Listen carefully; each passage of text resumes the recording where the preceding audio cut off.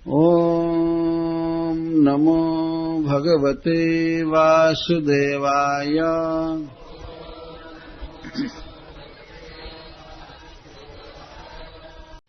ब्रज जनार्तिहान वीरयोषिता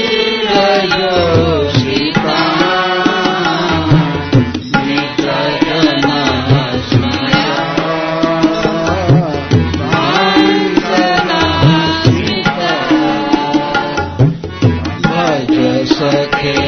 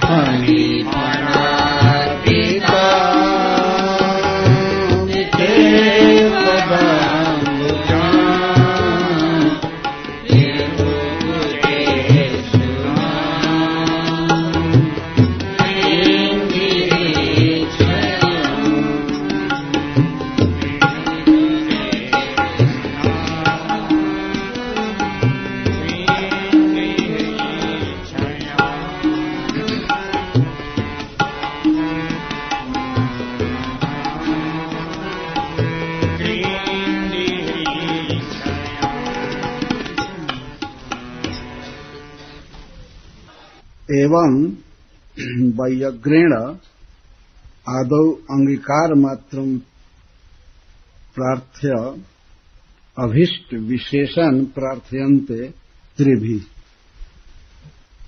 तत्र प्रथमेन सामान्यतः संगम प्रार्थयन्ते ब्रज इति।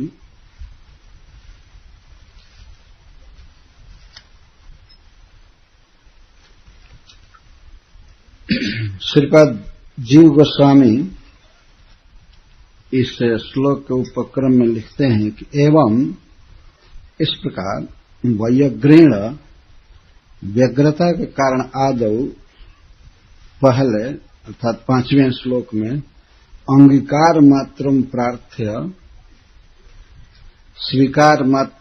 स्वीकार कीजिए यह प्रार्थना करके अभीष्ट विशेषण प्रार्थयन्ते त्रिभिः।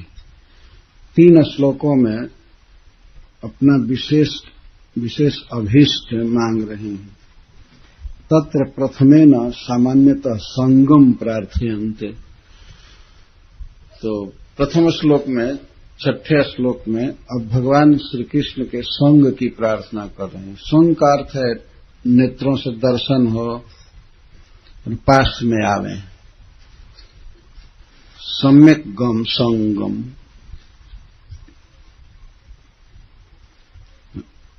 हे ब्रज जनार्तिहन ब्रज जनानाम आर्तिम हन्ति इति तत्संबोधनम। किंवा हे ब्रजस्य अन्येषां जनानां शरणागतानां च क्लेश निर्नाशक। हे वीर, हे दुर्वार स्मार सर संप्रहार महाजिष्णु।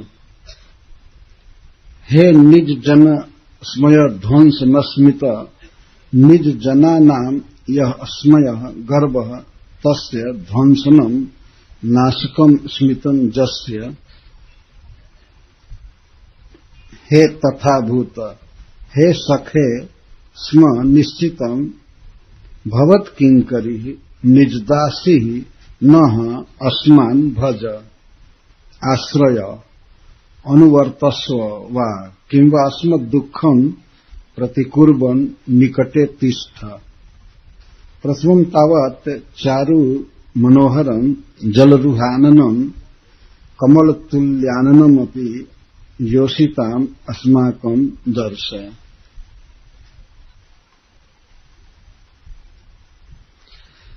पांचवें श्लोक में व्यग्रता के कारण गोपीजन प्रियतम श्याम सुंदर से यह प्रार्थना की, हे प्रियतम आप हमें स्वीकार कीजिए, अर्थात हमारे मस्तक पर अपना कर कमल रखिए, आप अपनी दासी के रूप में हमें स्वीकार कीजिए। और अब 3 श्लोकों में विशेष अभीष्ट की प्रार्थना कर रहे हैं।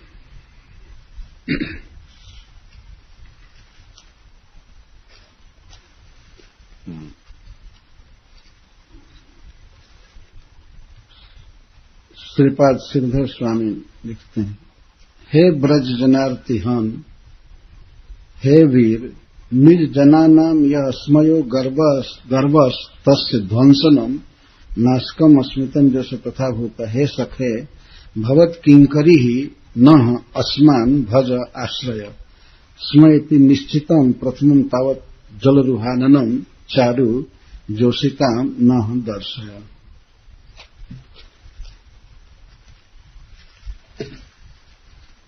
धीरे धीरे संस्कृत भी समझ में आने लगेगा, धैर्य से सुनना चाहिए। श्रीपाद सनातन गोस्वामी लिखते हैं, न केवलम शिरसी श्रीहस्त निधान मात्रम कार्यम किंतु अस्माकं कामश्च पूरयितव्य इति प्राक् सूचितमेव औत्सुक्येन अभिव्यंजयन्ति ब्रज इति। गोपियां कह रही हैं, हे प्रियतम न केवलम शिरसी श्रीहस्त निधान मात्रम कार्यम, केवल मस्तक पर हस्त निधान मात्र ही अपेक्षित नहीं है। हम केवल इसी से संतुष्ट नहीं हैं कि आप अपने श्रीहस्त कमल को हमारे मस्तक पर धारण करेंगे, बल्कि और भी कार्य करना है। किंतु अस्माकं कामश्च पूरयितव्यम,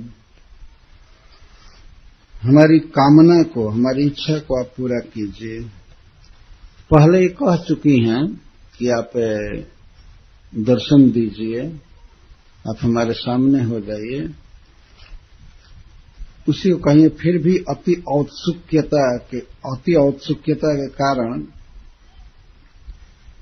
उसी को पुनः अभिव्यंजयन्ति और स्पष्ट कर रही हैं। ब्रज इति ब्रज जनार्तिहान वीर जोशिताम निज जनस्मय ध्वंस न स्मिता भज सखे भवत किंकरी स्मनो जलरुहाननम चारु दर्शया। सबसे पहले संबोधन कर रही हैं, हे ब्रज जनार्तिहान, हन का अर्थ हंता, नाशक, ब्रज जनों के दुख के नाशक, ब्रज जन आरती हन, आरती मतलब दुख। ये जो आरती हम लोग देखते हैं, इसको आरात्रिक कहा जाता है संस्कृत में। आरती ऐसे अपभ्रंश में शब्द आरात्रिक इसको कहते हैं। और इस आरती का अर्थ होता है दुख, संकट, कष्ट।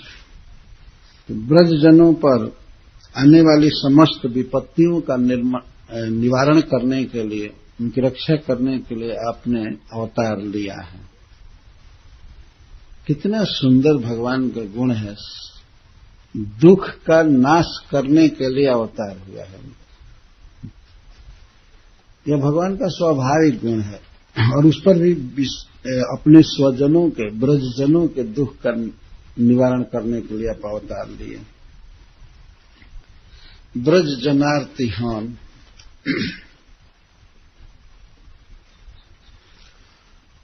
तो अब ब्रजजनों के आरती का हनन करने के लिए अवतार लिए हैं।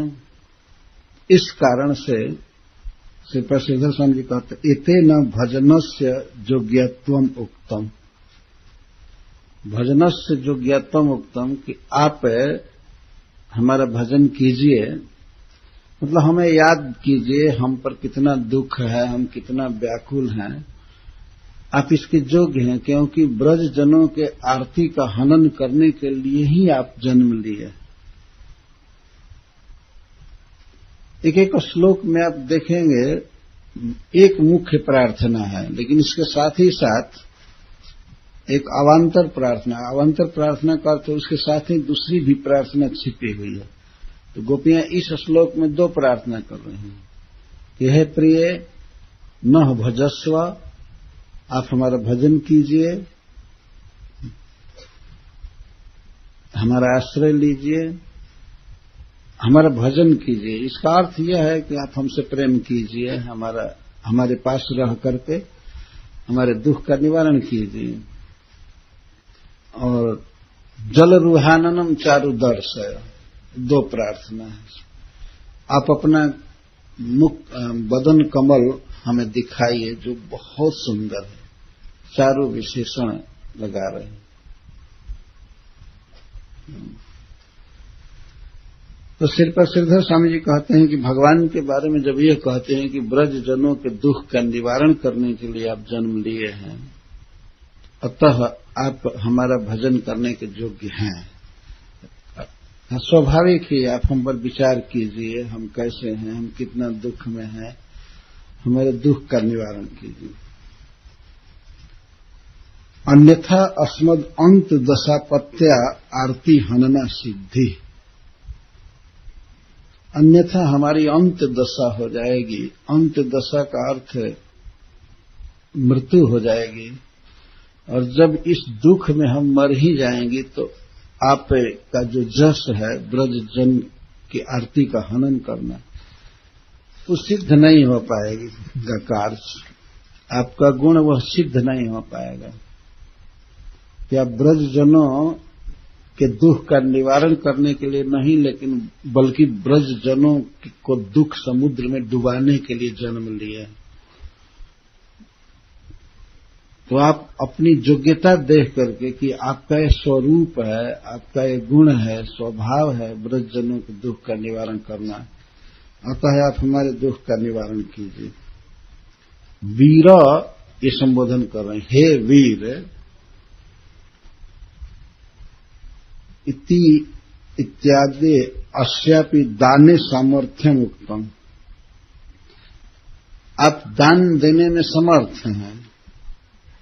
हम जो मांग रहे हैं आप दे सकते हैं, क्योंकि आप वीर हैं, आप दानवीर हैं, दयावीर हैं, समर्थ हैं। यह भी भगवान की एक विशेषता है कि वे वीर हैं। वीर शब्द का अर्थ यहां पर है कि आप सब कुछ करने में समर्थ हैं। आप हमारा अभीष्ट पूर्ण कर सकते हैं, आप हमारा दुख निवारण कर सकते हैं।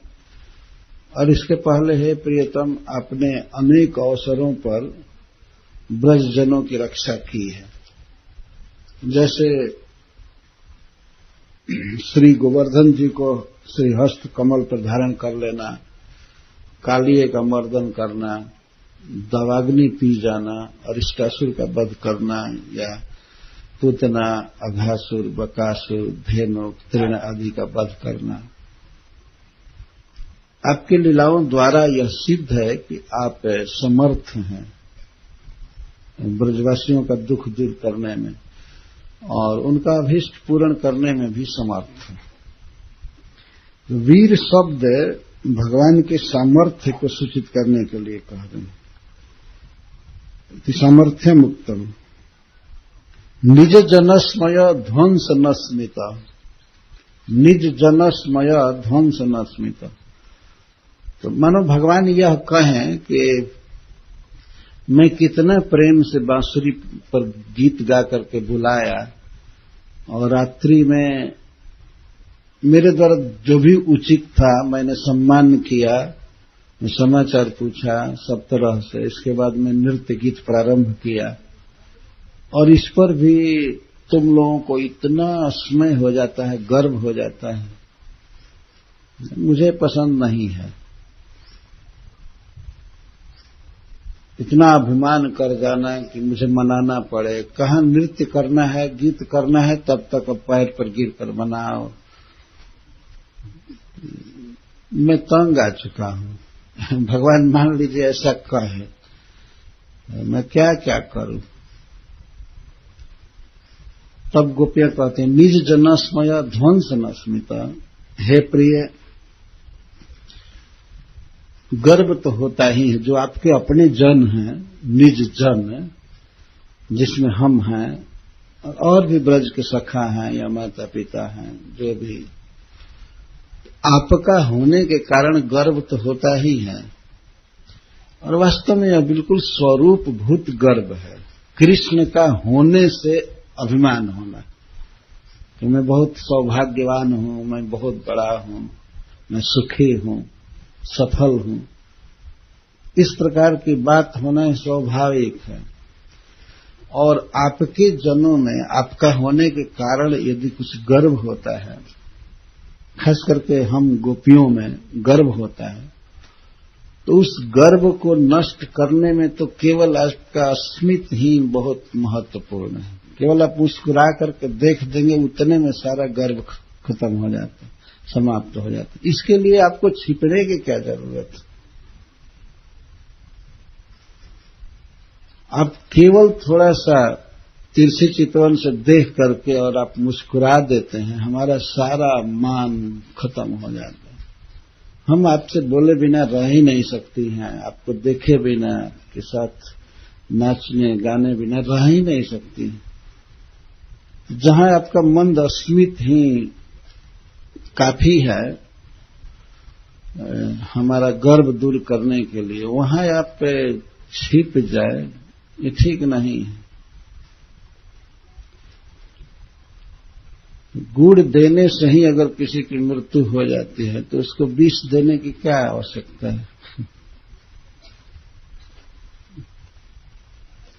आप आइए हंसते हुए हमारे सामने, हमें कोई गर्व नहीं है, हमें कोई मान नहीं है, हम तो आपकी दासी हैं, भवत किंकरी। हम स्वतंत्र रूप से क्या अभिमान करें, क्या गर्व करें? जो भी गर्व हो रहा है आपके संबंध के कारण।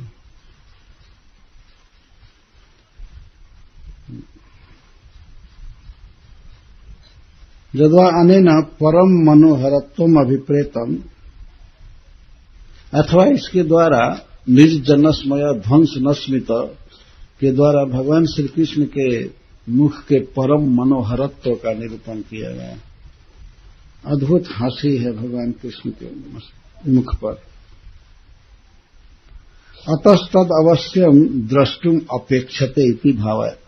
हे प्रियतम, आपका अद्भुत मुख है जिस पर अश्रांत स्मित खेलता रहता है, परम सुंदर मुख है। अतः उसे देखने की उत्कंठा होती ही है, होनी ही चाहिए। अतः आप सबसे पहले हमारी प्रार्थना मानिए कि जल रुहाननम चारु दर्शय, आप अपना परम सुंदर वदनारविंद दिखाइए। हरि बोल, बधाई।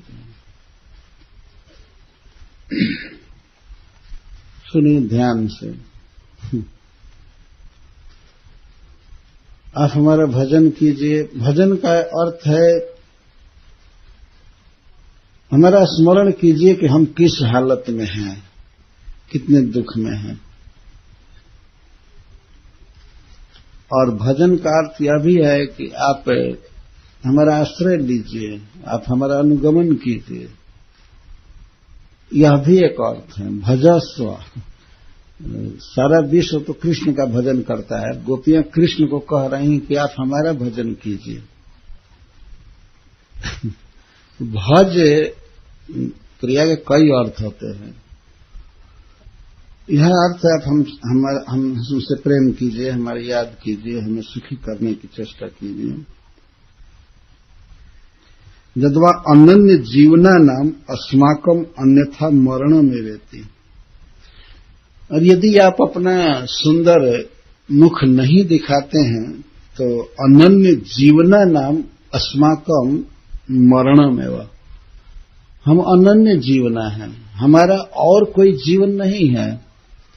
हमारे शरीर में जीवन और कुछ नहीं, जीवन है आपका दर्शन, आपका सुंदर मुख देखना। यदि आपका मुख देखने को नहीं मिलेगा तो हमारा मरण निश्चित है। हे प्रियतम, हमारे इस दुख को देख करके आप तुरंत प्रकट हो जाइए। किंवत्व दर्शन सुखस्य जोषिताम हृदयैकानुभवनीयत्वात् तः प्रति एव तद्दानम योग्यमिति सूचितम अन्यतैर व्याख्यातम। अथवा यह कह रहे हैं कि आपके दर्शन का सुख है जोषिताओं के लिए ही एकमात्र अनुभवनीय है। तो जोषिताओं को, स्त्रियों को, ब्रजनारियों को दर्शन देना यही आपके लिए योग्य है। जद्वा जोषिता मध्ये ये निज जना तत् परिग्रहा स्वीयते न स्वीकृता वा तेषाम स्मया ध्वंस न स्मित अतएव निजदासी ही भज तत्प्रकार में वाहु जल इत्यादि न अप्यया स्वर्ण इति अंतेन। ब्रजजनों में जो आपकी हैं, जिनको आपने अपनी प्रियाओं के रूप में स्वीकार किया है, तो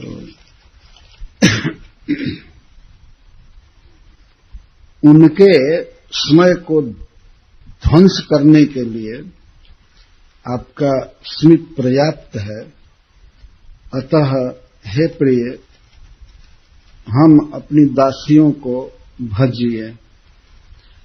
क्या भजन करें? तत्प्रकारम एव आहु जल इत्यादि न।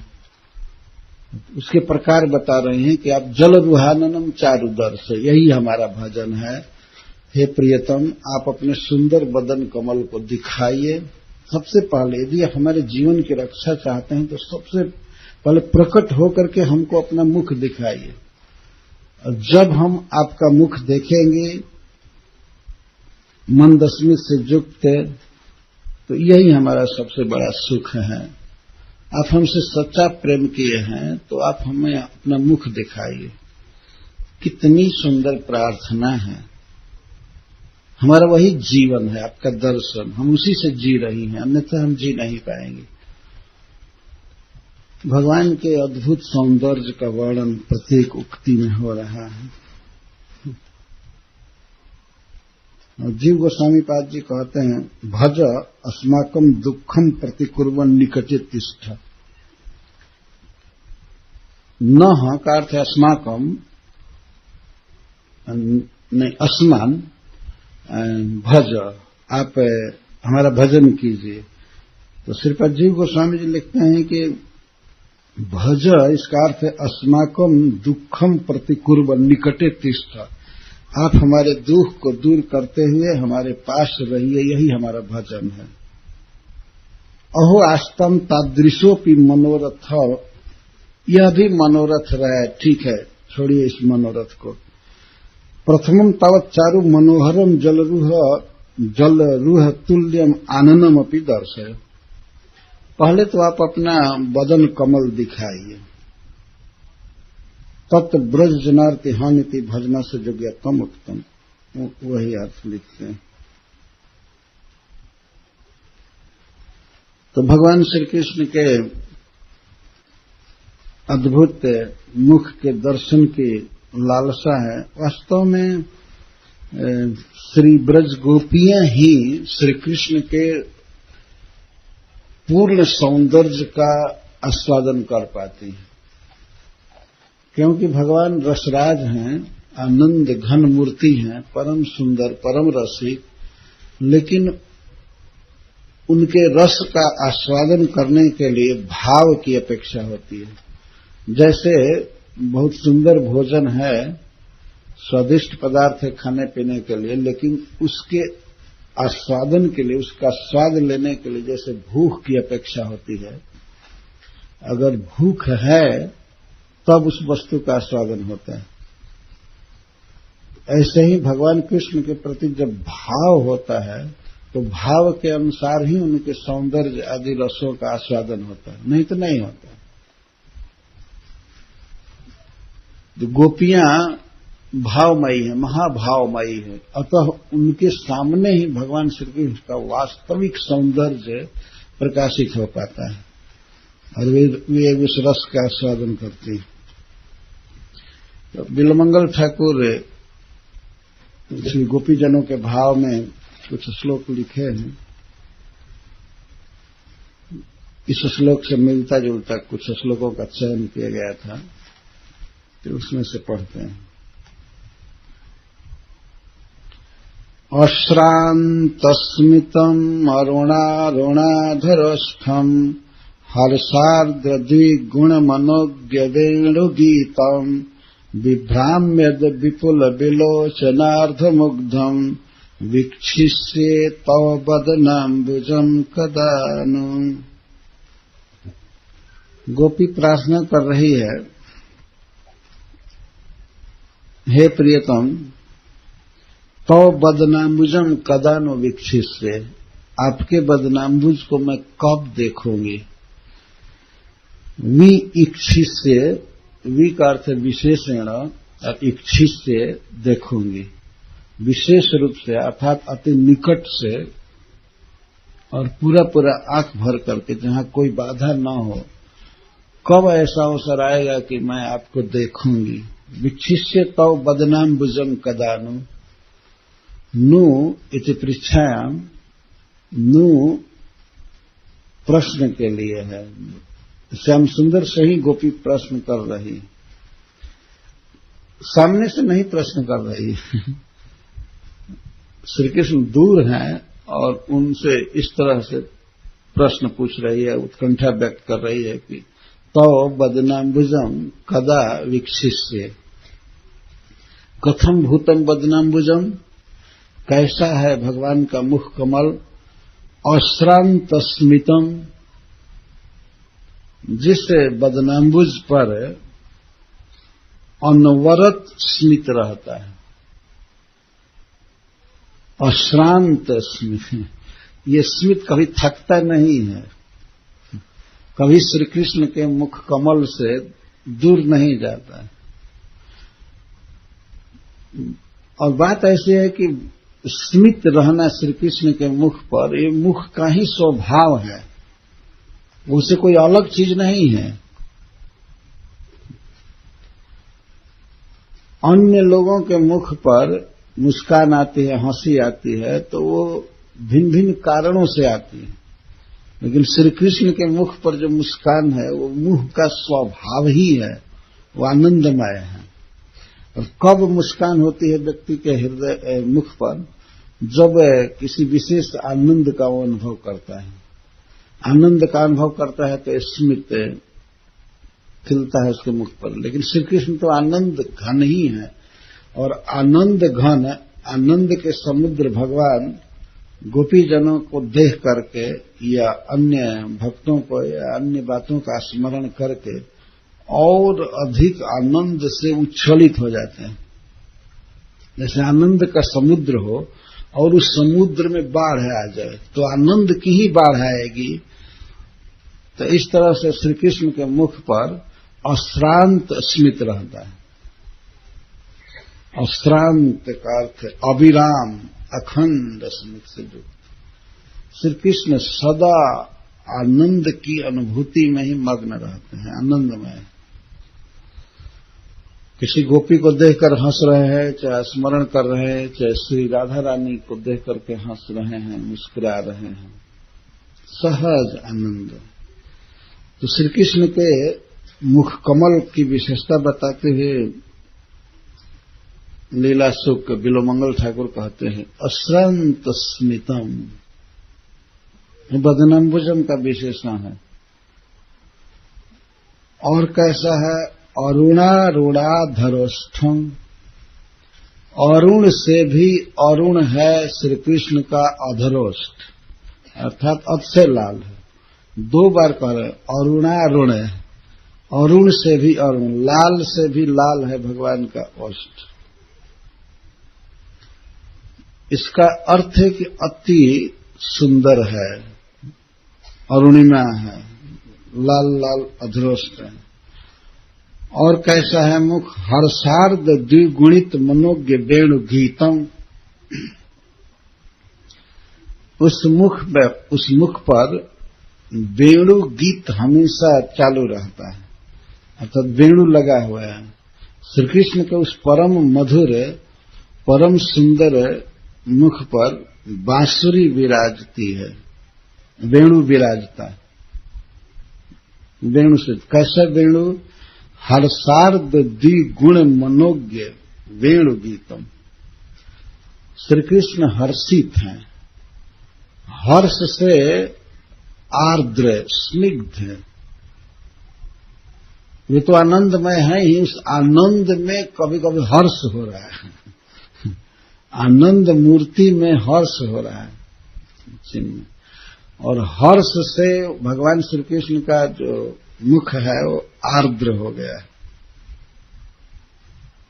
आर्द्र। अथवा हर्ष से बांसुरी में जो गीत गा रहे हैं वह स्निग्ध गीत है, आर्द्र गीत है। हर्ष से आर्द्र और दुगुना मनोज्ञ, दुगुना सुंदर गीत निकल रहा है, द्विगुण मनोज्ञ वेणु गीतम।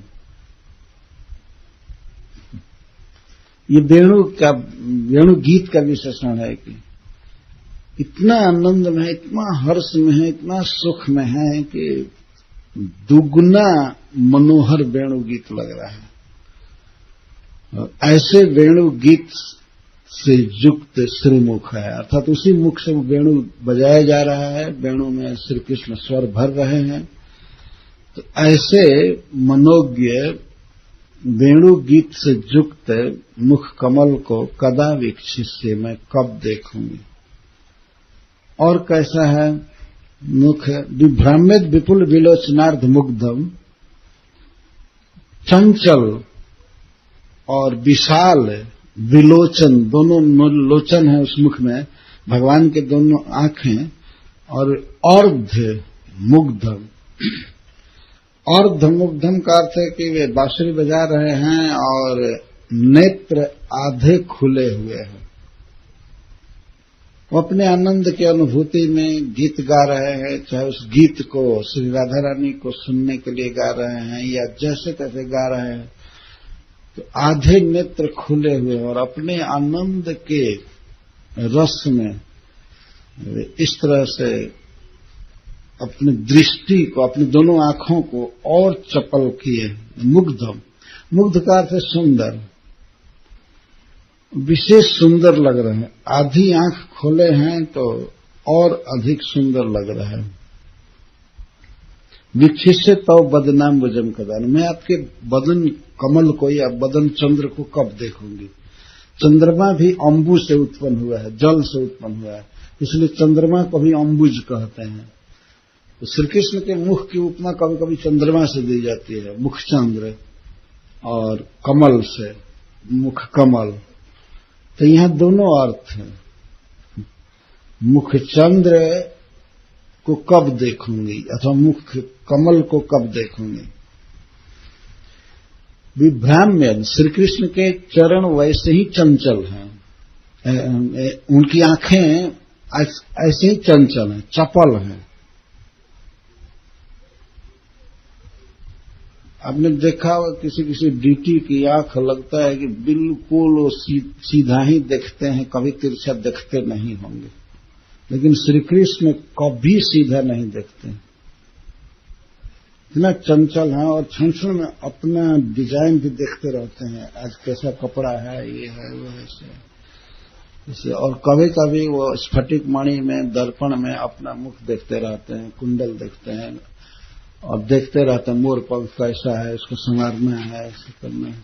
अपने को देखने में भी घंटों लग जाता है उनको, इतना सुंदर है कि अपने आप अपने छवि पर ही न्यौछावर रहते हैं।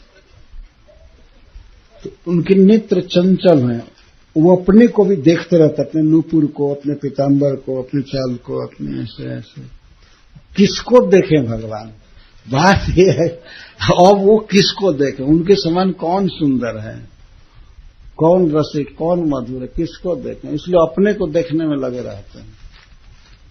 अगर देखना ही होता है तो फिर वे देखते हैं श्री राधा रानी को, गोपियों को, क्योंकि वे उनसे भी अधिक सुंदर हैं, इसमें संदेह नहीं है। तो उनको देखते हैं, निहारते हैं। ऐसे तो करुणा दृष्टि से, स्नेह दृष्टि से भगवान सबको देखते हैं। वृंदावन के वृक्षों को, पशुओं को, मनुष्यों को, पक्षियों को, सबको देखते रहते हैं, निहारते रहते हैं और अपने कृपा दृष्टि से उल्लसित करते हैं, पोषते रहते हैं। तो विभ्राम्यद विपुल विलोचनार्धमुग्धम, भगवान श्री कृष्ण के मुख में दो नेत्र हैं और कैसे हैं? अर्धमुग्धम, विलोच, विभ्राम्यद विपुल विलोचन। विभ्राम्यद का अर्थ है विशेष रूप से चंचलता से कृष्ण के नेत्र घूमते रहते हैं, भ्रमण करते रहते हैं। और विपुल विलोचन, और बड़े बड़े नेत्र, श्री कृष्ण के बड़े बड़े नेत्र हैं, विपुल विलोचन है। विपुल का अर्थ है अतिशय सौंदर्य। संस्कृत में पुल का अर्थ होता है मर्यादा, पुल का सीमा बांध देना। श्री कृष्ण के नेत्र हैं विपुल, सौंदर्य में या माधुरी विशेष में किसी भी तरह से बड़े बड़े, आकार में तो बड़े हैं ही और सौंदर्य में वे निसीम हैं, अद्वितीय हैं। तो ऐसे नेत्र जिस मुख कमल में भ्रमण करते रहते हैं, उस मुख कमल को कदानो वीक्षित से, मैं कब देखूंगी। इस श्लोक में भगवान के मुख कमल के दर्शन की प्रार्थना की गई है। जलदुहाननम चारु दर्श, चारु का अर्थ है मनोहर, अपने परम सुंदर बदन को हमें दिखाइए। बदना रविंद को, जो कमल के समान है। आगे दूसरे श्लोक में कहते हैं मुकुलायमान नयनाम्बुजं विभोर मुरली निनाद मकरंद निर्भरम मुकुरायमान मृदुगंड मंडलम मुख पंकजम मनसी में विजृंभताम। श्री बिल्वमंगल ठाकुर प्रार्थना कर रहे हैं भगवान से कि हे प्रभु, आपका मुख पंकज, आपका मुख कमल मेरे मन में सदा उगा रहे। विजृंभता, जृंभा का अर्थ होता है विकास करना। जैसे कभी कभी आदमी जम्हाई लेता है तो जम्हाई में मुख खुल जाता है, विकसित होता है, तो उसको जृंभा कहते हैं संस्कृत में, जृंभा। तो जृंभा का अर्थ है विकास, विकसित होना। मनसी में, मनसी मेरे मन में आपका मुख पंकज, या दूसरे तरह से कहा जाए भगवान श्री कृष्ण का मुख पंकज विजृंभता, विकसित हो, खिला रहे, हमेशा उगा रहे भगवान का परम सुंदर मुख हमारे मन में। कथम भूतम मुखाम्बुजम, कैसा मुखाम्बुज, कैसा मुखाम्बुज आपके मन में हमेशा उदित रहे। तो कहते मुकुलाय मान नयनाम्बुजम, जिस मुख में दोनों नयन कमल बंद हैं, मुकुलायमान। मुकुल का अर्थ होता है मुद्रित, मुंदा हुआ। मुद्रित का अर्थ मुंदा हुआ मतलब आंखें बंद किए, बांसुरी बजा रहे हैं। बांसुरी बजा रहे तो अपने मन के रस में आंखें खोले नहीं हैं, भीतर ही भीतर रस ले रहे हैं गीत का, तो उस समय आंखें बंद हैं। मुकुलायमान नयनाम्बुजम, चूंकि श्री कृष्ण का मुख चंद्र है, तो चंद्र में दो कमल हैं, दो नयन कमल जैसे हैं, और मुख है चंद्र। तो चंद्र जब उगा हुआ है तो कमल का बंद होना स्वाभाविक। रात्रि में कमल नहीं खिलता है। बिल्वमंगल ठाकुर अजीब ध्यान कर रहे हैं। मुकुलायमान नयनाम्बुजम, श्री कृष्ण के दोनों नेत्र मुकुलायमान हैं, बंद हो रहे हैं। वो गीत के आनंद में, रस विशेष भावना में श्री कृष्ण के नेत्र बंद हो रहे हैं। और मुरली निनाद मकरंद निर्भरम, मुरली निनाद मकरंद, और उस मुख पंकज में, श्री कृष्ण का मुख यदि पंकज है, कमल है, तो उसमें मुरली निनाद ही उस कमल का मकरंद है।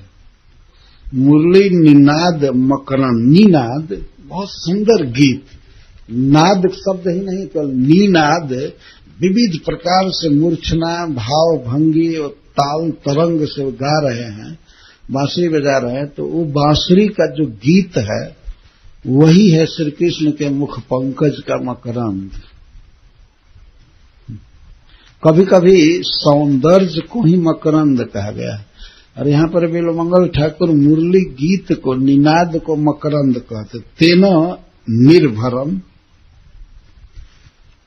उससे मुरली निनाद मकरंद से श्री कृष्ण का मुख पंकज भरा हुआ है, भरा हुआ, अथवा उस मकरंद के द्वारा, मुरली गीत के द्वारा वे श्री गोपीजनों का या ब्रजवासियों का भरण कर रहे हैं, उनको पुष्ट कर रहे हैं। बहुत दूर तक वो गान आच्छादित हो रहा है, फैल रहा है, तो उस गीत के द्वारा भगवान सबका भरण कर रहे हैं।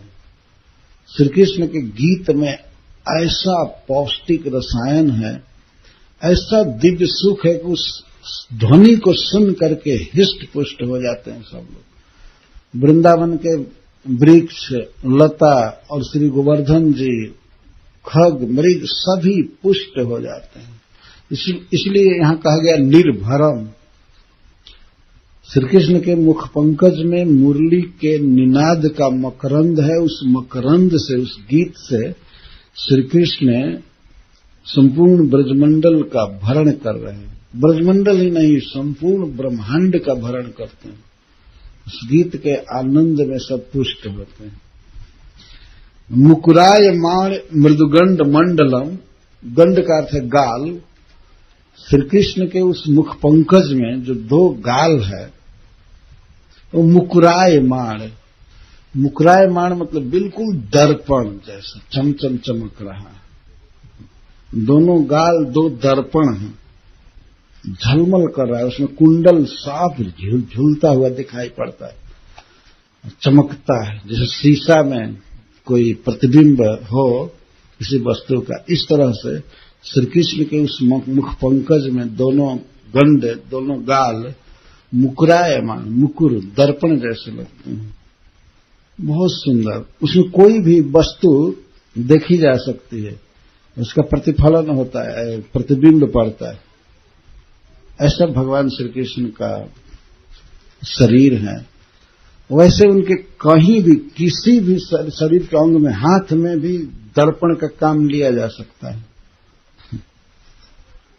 ऐसा वर्णन है कि सखा जब जाते हैं वन में, तो अपना जब श्रृंगार करना होता है, श्री कृष्ण का श्रृंगार करने के बाद अपना श्रृंगार करते हैं, अपना श्रृंगार करते हैं, तिलक आदि की रचना करते हैं, तो श्री कृष्ण के पीठ में, बाह में, चेहरे में देख देख करके अपना सब ठीक करते हैं। वो साफ झलकता है, उतना साफ तो किसी दर्पण में भी नहीं दिखाई पड़ेगा जितना श्री कृष्ण के शरीर में दिखाई पड़ता है।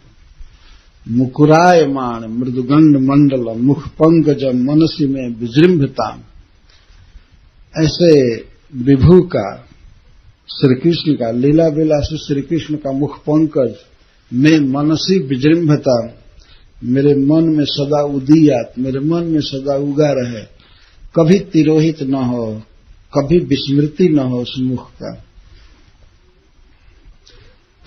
तदेत ताम्र विलोचनश्री संभाविताशेष विनम्र गर्भम मुहुर मुरारेर मधुराधरोष्ठम मुखाम्बुजम चुंबती मानसम में। मैं मानसम, मेरा मन मुरारी के मुखाम्बुज को चुंबती, चुम रहा है। इस तरह से कोई गोपी बोल रही है अथवा बिल्वमंगल ठाकुर बोल रहे हैं, मुरारी के मुखाम्बुज को मेरा मानस, मेरा मन चुम रहा है। मुरारी का मुख पंकज या मुखाम्बुज कर्म है, और मैं मानस ये करता है, ये चूम रहा है, और मन से भगवान के मुख को चूमा जाए तो इसमें कोई अवरोध नहीं है। हमने सुना है कि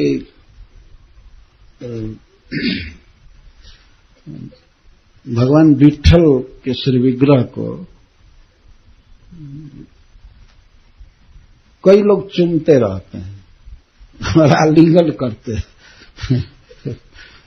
तो कोई भी निधड़क जाकर के आलिंगन करके और चूम लेता है।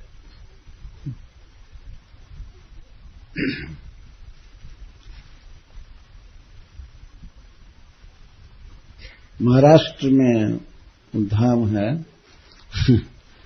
तो विट्ठल पंढरपुर में,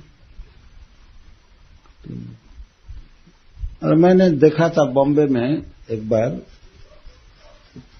बॉम्बे में किनारे शहर कल्याण में विट्ठल देव का एक मंदिर था, और वहां पर भागवत सप्ताह की कथा थी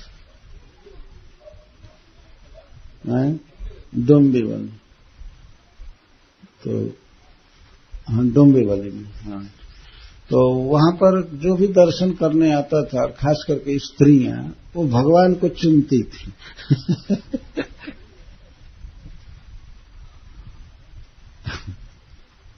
कहीं कहीं तो भारी रिस्ट्रिक्शन है, नहीं आ सकते अंदर,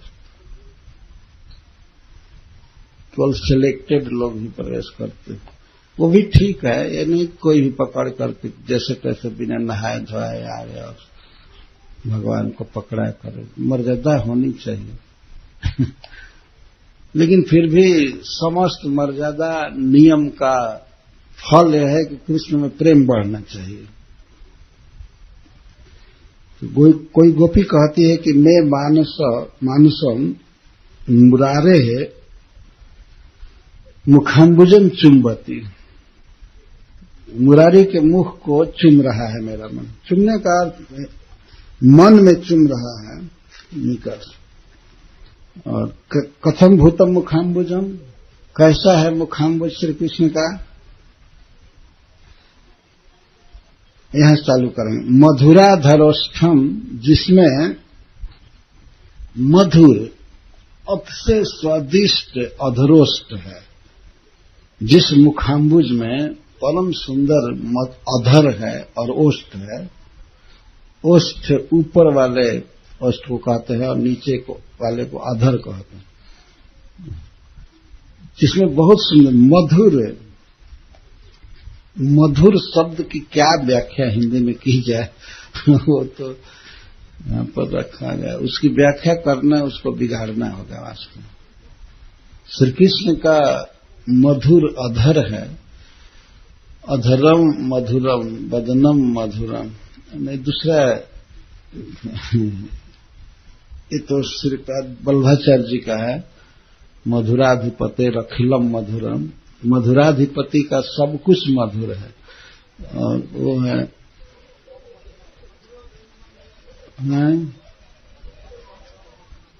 हाँ मधुरम मधुरम वदनम मधुरम।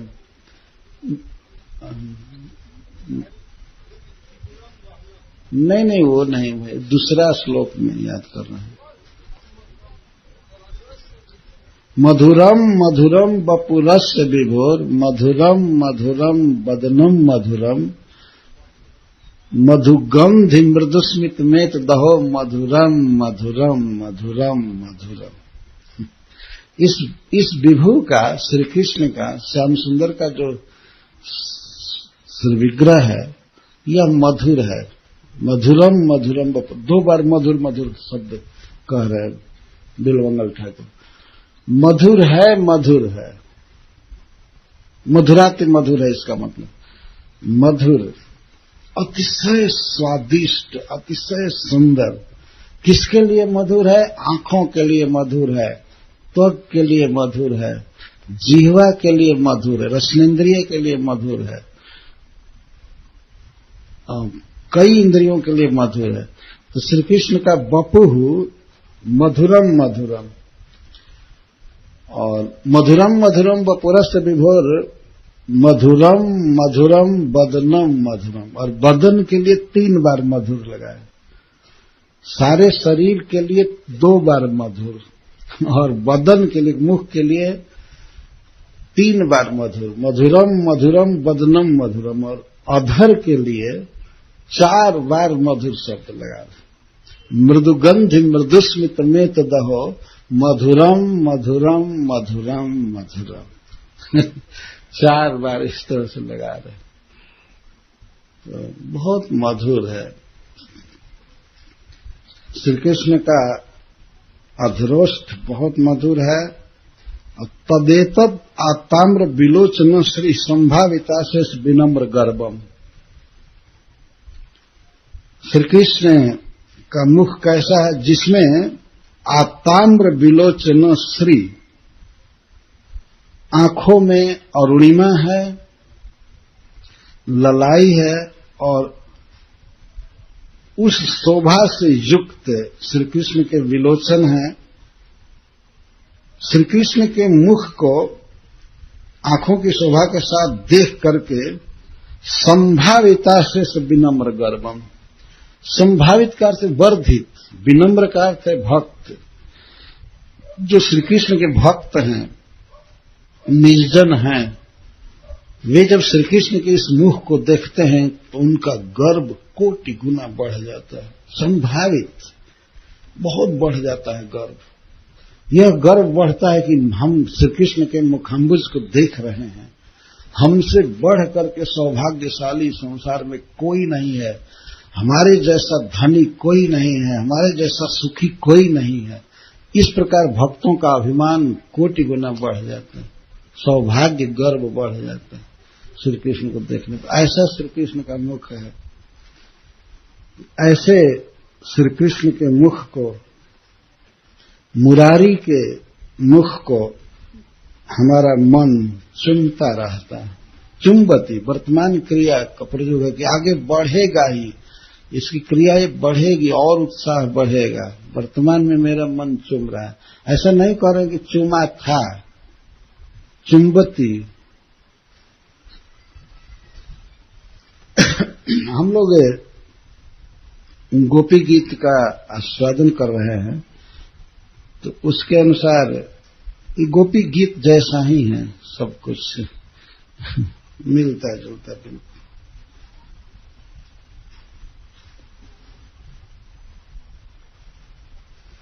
इसे तो बहुत श्लोक है, तो मैं एक श्लोक और लेता हूं। बहल चिकुर भारम बद्ध पिच्छावतंसम चपल चपल नेत्रम चारु बिंबाधरोष्ठम मधुर मृदुल हासम मंदरोदार लीलम मृगयति नयनम में मुग्ध वेशम मुरारे। मेरा नयन, मेरी आंख मुरारी के मुग्ध वेशम, परम सुंदर वेश को, परम सुंदर श्री विग्रह को मृगयति खोज रही है। खोज रही है का 2 अर्थ है। एक तो देख रही है और दूसरा अर्थ देखना चाहती है। मेरी आंख मुरारी के परम सुंदर श्री विग्रह को देखने के लिए तरस रही है। कैसा है मुरारी का मुग्ध वेश? मुग्ध का अर्थ मधुर, स्निग्ध वेश। बहल चिकुर भारम, जिस श्री विग्रह पर बहल का अर्थ श्रृंगारित, बहल का अर्थ होता है श्रृंगार, श्रृंगार किया गया है केश का, केश संवारे गए हैं विविध तरह से और उस पर फूल खोसे गए हैं। श्री कृष्ण के केश के ऊपर, केश का श्रृंगार करके और उसके ऊपर फूल माला गुथे गए हैं और इस कारण से उसका भार बढ़ गया है। बहल चिकुर भार, बहुत सुंदर केश। बद्ध पिच्छावतंसम, और जिस मुख में, जिस केश कलाप में मयूर पंख को बहुत ढंग से, कलात्मक ढंग से बांधा गया है। बद्ध पिच्छावतंसम, मोर के पंखों को संवार करके बांधा गया है, और वो मोर पंख ही जिसका अवतंस है, मुकुट है, सबसे श्रेष्ठ। मोर पंख को खूब अच्छी तरह से बांधा गया है मुकुट के रूप में, और बहुत सुंदर केश का श्रृंगार हुआ है। इसका मतलब उसमें स्निग्धता तो अपने आप रहती है, फिर भी तेल लगा करके कंघी की गई है और छलक रहा है केश, बहुत सुंदर। उस पर पुष्प माला का श्रृंगार है, और उसके ऊपर पिच्छावतंसम, मोर पंख का मुकुट है, और चपल चपल नेत्र, जिस मुख में चपल से भी चपल नेत्र चंचल नेत्र है, चंचल नेत्र, अद्भुत नेत्र हैं भगवान श्री कृष्ण के, और चंचल हैं, चपल। चपल चपल विप्सा 2 बार कहा गया। चपल चपल का अर्थ है कि चपल से भी चपल, अतिशय चापल्य। चांचल्य का अर्थ है यहां पर बड़े स्नेह से, प्रेम भाव से बार बार देखना, वो अपने को भी देख रहा, अपने श्रृंगार को देख रहे हैं। इसी श्लोक की व्याख्या में कहा गया है कि अपने को देखते रहते हैं बार बार। चपल चपल नेत्र, चारु बिंबाधरोष्ठम, और अतिशय सुंदर बिंब फल के समान, कुंदरू के समान उनके लाल लाल अधर है। मधुर मृदुल हासन, जिस मुख पर मधुर मृदुल हासन, बहुत मधुर और मृदु हास है हमेशा, मधुर और मृदु हास। मधुर का अर्थ है अत्यंत रुचिर, स्वादिष्ट, और मृदु का अर्थ है कोमल हंसी। मृदु मतलब बहुत ठठा करके ठा नहीं हंसते हैं कृष्ण वो बहुत मृदु हंसते हैं, ऐसे हंसते हैं लगता है उस पर कोई अंकुश है भगवान के हास पर, तो वो स्मित के रूप में ही रहता है हमेशा। मृदुल हास कहते हैं, बहुत कोमल हंसी। मधुर मृदुल हासम मंदरोदार लीलम, और कल्प वृक्ष के समान उदार लीला है। मंदर एक वृक्ष विशेष का नाम है, कल्प वृक्ष स्वर्ग में पाया जाता है, तो उसकी उदार लीला। उदार का अर्थ होता है बहुत दानी। श्री कृष्ण परमानंद का दान करते हैं, देते रहते हैं। इनकी जो लीलाएं हैं, उन लीलाओं से महान आनंद निकलता रहता है, तो उसके श्रवण और कीर्तन में महान आनंद आता है। श्री कृष्ण जो भी लीला करते हैं, चलते हैं, खेलते हैं, बांसुरी पर गाते हैं, झूमते हैं, तो इसके कारण वे सारे जगत को आनंद में मग्न करते जाते हैं। इसको उदार लीला कहते हैं। मंदरोदार लीला मृगयति नैना में मुग्ध वेशम मुरारे, मेरा नेत्र श्री कृष्ण के ऐसे सुंदर वेश को देखने के लिए तरस रहा है। मृगयति अन्वेषण कर रहा है, खोज कर रहा है। तो इस प्रकार श्री गोपीजन भगवान से प्रार्थना कर रही हैं कि हे प्रियतम, आपका मंद स्मित ही आपके जनों को, आपकी प्रियाओं के गर्भ को समाप्त करने में समर्थ है। इसके लिए छिपने की क्या आवश्यकता है।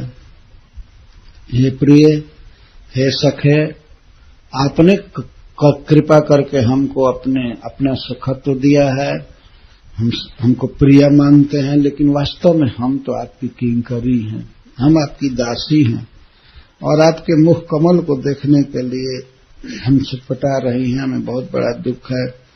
तो आप कृपया हमारे सामने आ जाइए, हम आपको देख करके सुखी हो जाएंगे। यहां तक इस श्लोक की व्याख्या हुई बहुत संक्षेप में।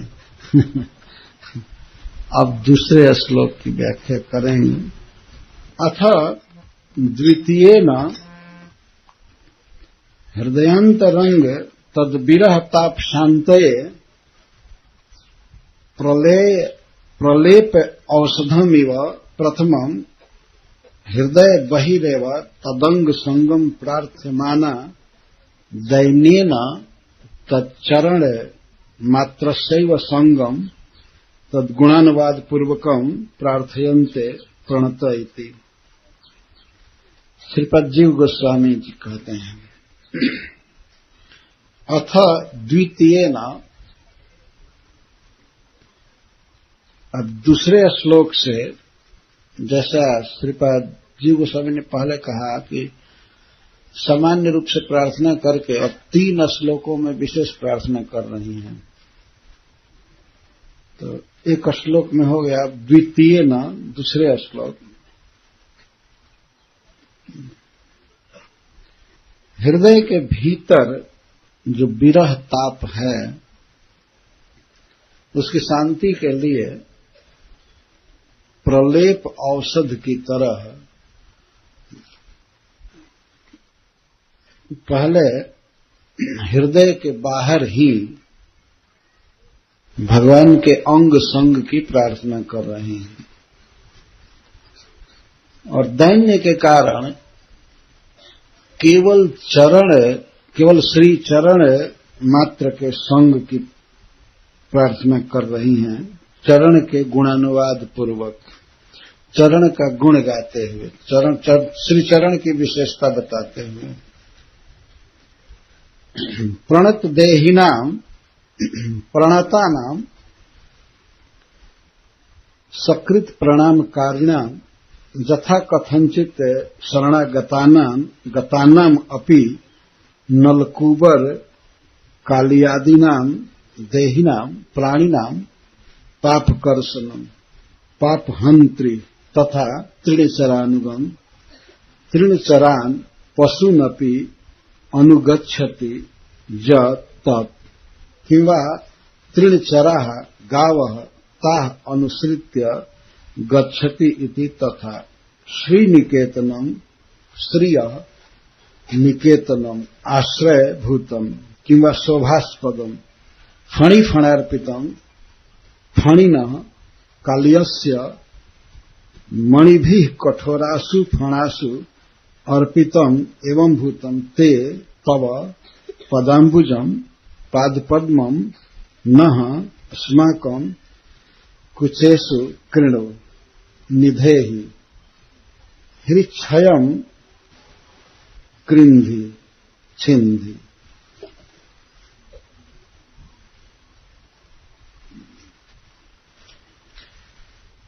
श्रीपद श्रीधर स्वामी के भावार्थ दीपिका। अविशेषेण प्रणतानाम पापकर्षणम पापहंत्री तृणचरान पशुन अपि अनुगच्छति कृपया इति तथा सौभाग्येन श्रियो निकेतनम विरजातिरेकेण फणिनः फणासु अर्पितम ते पदाम्बुजम नः कुचेषु कृणु कुरु किमर्थम कामम हृच्छयम कृन्धि छिन्धि। तो श्री गोपी जन इस श्लोक में प्रार्थना कर रही हैं, कोई इसमें संबोधन नहीं है, तो संबोधन पहले से या बाद के श्लोक से लेना चाहिए। भगवान श्री कृष्ण के चरण कमल का गुणानुवाद कर रही हैं। हृदय में बहुत ताप है, जलन है, दुख है। वास्तव में उसका शमन तो तब होगा जब कोई पेय पदार्थ पिया जाए, कोई पेय औषधि पिया जाए जो भीतर के ताप को दूर करे। लेकिन वो तो बाद में प्रार्थना करेंगे 8वें श्लोक में। इस श्लोक में केवल भगवान श्री कृष्ण के अंग संग की प्रार्थना कर रही है, बाहर प्रलेप औषधि की तरह उनके शरीर का स्पर्श हो जाए तो इससे हृदय की जलन मिट जाएगी। तो प्रलेप औषधि प्रलेप औषधि का अर्थ होता है कोई ऐसी औषधि जिसका शरीर के ऊपर लेप किया जाए। तो लेप करने से भीतर भी शीतलता का संचार हो जाता है। तो श्री कृष्ण का हृदय से बाहर ही शरीर पर संग चाहती हैं, स्पर्श चाहती हैं, और उसमें भी अतिशय दैन्य के कारण भगवान के केवल श्री चरण का संग चाहती हैं, श्री चरण से स्पर्श हो।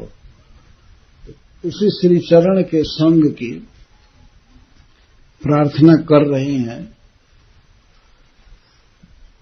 कि हे प्रियतम ते पदाम्बुजम न कुचेषु कृणु कुरु। हे प्रियतम अपने पदाम्बुज को, अपने चरण कमल को हमारे स्तनों पर करिए, रखिए। किमर्थम? श्रीधर स्वामी जी प्रश्न करते हैं, क्यों, क्या उद्देश्य? मान लीजिए भगवान कृष्ण पूछे क्यों हम आपके स्तनों पर अपना चरण रखें? तो कहती हैं हृच्छयम कृंधि, हृत सय, हृदय में जो सोया हुआ है, हृदय में जो कामाग्नि सोई हुई है, काम धधक रहा है, जला रहा है हृदय को, उसका समन कीजिए। आपका चरण हमारे स्तन पर आ जाएगा तो हमारी जलन बिल्कुल मिट जाएगी, शांत हो जाएगी। तो हमारी जलन शांत कीजिए। इस उद्गार से ऐसा लगता है कि श्री गोपियां काम से व्याकुल होकर के भगवान के अंग का स्पर्श चाहती हैं, ऐसा लगेगा। लेकिन किसी भी विवेकवान व्यक्ति को विचार करना चाहिए कि कोई प्रेमिका, कोई नायिका अपने प्रिय के चरण का स्पर्श अपने स्तन पर चाहेगी? वो कहेगी कि अपना हाथ, अपना हस्त हमारे कुछ पर रखिए, स्तन पर रखिए, इस तरह से हमारी कामाग्नि शांत होगी। लेकिन यह प्रार्थना अद्भुत है। वास्तविकता यह है, श्री विश्वनाथ चक्रवर्ती ठाकुर ने लिखा है कि मैं बाद में पढ़ूंगा। हाँ, ये लिखते हैं कि प्रेमा द्वयो रसिकयोरपि दीप एव हृदवेश्म भाष्यति निश्चलमेव भाति द्वारादयम् वदन्तश्च बहिष्कृतश्च निर्वाति शीघ्रम अथवा लघुताम उपैति। दो प्रेमियों के बीच में जो प्रेम रहता है, शुद्ध प्रेम की बात कह रहे हैं, अपराकृत जगत की, तो प्रेम एक दीपक की तरह होता है जिसको निर्वात जगह में रखना चाहिए। निर्वात जगह का मतलब है जहां हवा का झोंका न लगता, तो वहां पर वो दीपक जलता रहता है। घी का दीपक जलाया गया तो जहां हवा न हो, झोंका न हो, तो वहां वो ठीक से जलता रहता है। लेकिन यदि वहां पर बात चली जाए, आंधी चले, बात का अर्थ बोलना भी है और बात मतलब आंधी, हवा, तो या तो बुझ जाता है पूरा दीपक झोंका लगने पर, अथवा लघुताम उपैति, वो आंदोलित हो जाता है और उसका प्रकाश कम निकलने लगता है। तो प्रेम में दो प्रेमियों के बीच में दीपक की तरह है, तो उसकी सुरक्षा होनी चाहिए कि कहना नहीं चाहिए कि हम आपसे बहुत प्रेम करते हैं, हम आपसे बहुत प्रेम करते हैं। ये कहने से उसकी हीनता होती है। प्रेमी ऐसा नहीं कहता है कि हम आपसे प्रेम करते हैं। प्रेमी यही कहेगा, छिपाना चाहेगा कि नहीं, हमको ये कष्ट है, हमको ये कष्ट है, आप ऐसा कीजिए, ये कीजिए, वो कीजिए। विश्वनाथ चक्रवर्ती ठाकुर इसमें उदाहरण दिए हैं, जैसे किसी का कोई मित्र उसके घर पर गया हो तो उसको खिलाना चाहता है, परंतु वह मित्र कह दे मुझे भूख नहीं है, तो जो आतिथ्य कर रहा है वह मित्र कहेगा कि नहीं, मुझे बहुत भूख लगी थी, आप आ गए, अच्छा हुआ, आपके लिए भी प्रसाद बन जाएगा, लेकिन मैं तो अपने लिए बनवा रहा हूं। वो यही कहेगा, ये नहीं कहेगा यार तुम बहुत भूखे थे इसलिए मैं बनवा रहा हूं। ये कोई प्रेम है? वो कहेगा मुझे बहुत भूख लगी थी, मैं सोच रहा था अभी बनाने को ही, तब तक आप भी आ गए, बहुत अच्छा हुआ।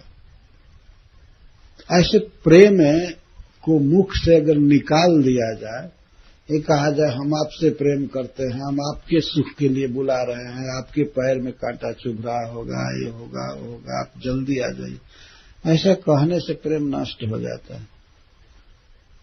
प्रेम में अपनी ही मांग को रखा जाता है। इसीलिए आप देख रहे हैं इस श्लोक में गोपियां कहती हैं कि हे प्रियतम, आप अपने चरण कमल को हमारे स्तनों पर रख दीजिए। इसके पीछे गोपियों का उद्देश्य क्या है? उनका उद्देश्य है श्री कृष्ण के चरण कमल को सुखी करना है, भगवान को सुख देना उद्देश्य है। वो चाहते हैं कि वो वन भ्रमण विहाय, वन भ्रमण छोड़ करके वे यहाँ जमुना के पुलिन पर आ जाए। उनका उद्देश्य इतना ही है। ऐ हरि बोल, सुनिए, ध्यान सुनिए। तो वन भ्रमण छोड़ दे, यही हृच्छय है। इसी को हृदय कहते हैं। हृत का अर्थ हृदय और सय का अर्थ जो सोया रहता है। काम है हृदय में सोया रहता है और कभी कभी जगता है, उसको हृच्छय कहते हैं। तो गोपियों के हृदय में हृच्छय एक ताप सोया हुआ ताप है। और वो क्या है? श्री कृष्ण के चरण कमल शिला और तृणांकुर से लग रहे हैं, यही उनके हृदय में जलन है। और उनकी यही मांग है कि श्री कृष्ण उस वन भ्रमण को छोड़ करके यह जमुना के सुशीतल समतल भूमि पर आ जाए और हम उनकी सेवा करेंगे। तो जो नहीं आ रहे हैं, उनके पैरों में जो पीड़ा हो रही है, यही है गोपियों का हृच्छय। इसलिए कहते हैं कि हृच्छयम कृंधि, आप हमारे हृच्छय को दूर कीजिए। लोक में ऐसा लगेगा कि गोपियां काम पीड़ा से बिल्कुल व्याकुल हैं, वे उस परम सुंदर श्री कृष्ण का अंग संग चाहती हैं। अगर अंग संग भी चाहती तो चरण को हमारे स्तन पर रखिए, ये क्यों कहती? वो निकल जा रहा है, जो सत्य है वो प्रकट होता जा रहा है।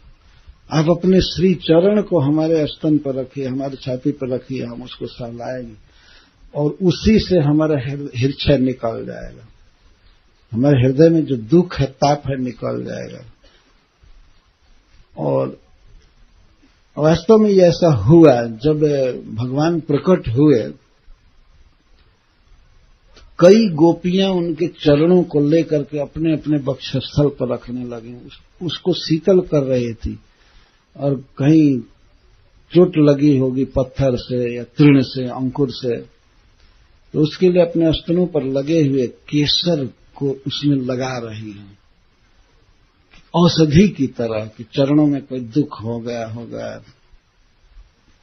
तो दवा की तरह, मलहम की तरह वो लगा रही थी। इस भाव करके बार बार देख, चरणों में कहीं कोई ठोकर तो नहीं लगा है, कहीं तृण अंकुर तो नहीं चुभा है, ये इतना ध्यान था सबका। तो इसी भाव में सब थी। ऐसा नहीं था कि भगवान से मिल करके और जैसे लोक में विलास किया जाता है वैसे करें। गोपियां मूर्तिमती प्रेम है भगवान के प्रति, उनको सुख देना यही उनका जीवन है। तो श्रील विश्वनाथ चक्रवर्ती ठाकुर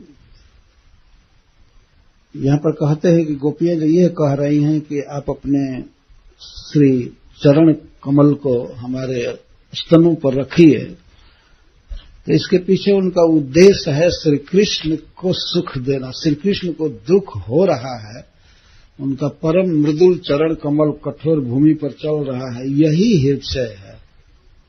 और कोई दूसरी कामाग्नि नहीं है उनके हृदय में, यही जलन है, दुख है। और इसी को अंत में कह करके वे रोने लगी फूट फूट करके। जत्ते सुजात चरणाम बुरुहम स्तनेषु भीता सनय्य प्रिय दधिमहि कर्कशेषु तेना टवी मटसि तद व्यथते न किंचित कुर्पाद भीर भ्रमति धीर भवदायु सामना। हम अपने स्तनों पर जिस चरण कमल को डर करके रखती हैं कि उसमें चोट लग जाएगी, क्योंकि हमारे स्तन कठोर हैं और चरण कमल बहुत मृदुल है, जिसको हम अपने स्तन पर रखने में डरती हैं, उन्हीं श्री चरणों से आप इस कठोर भूमि पर चल रहे हैं, ये सोच करके हम मूर्छित हो रही हैं, हम बेहोश जैसी हो रही हैं। इसलिए हे प्रियतम जल्दी, इतना कह करके अब फुट फुट करके रोने लगी। तो उनके रोने की ध्वनि को सुनकर श्याम सुंदर प्रकट हो गए।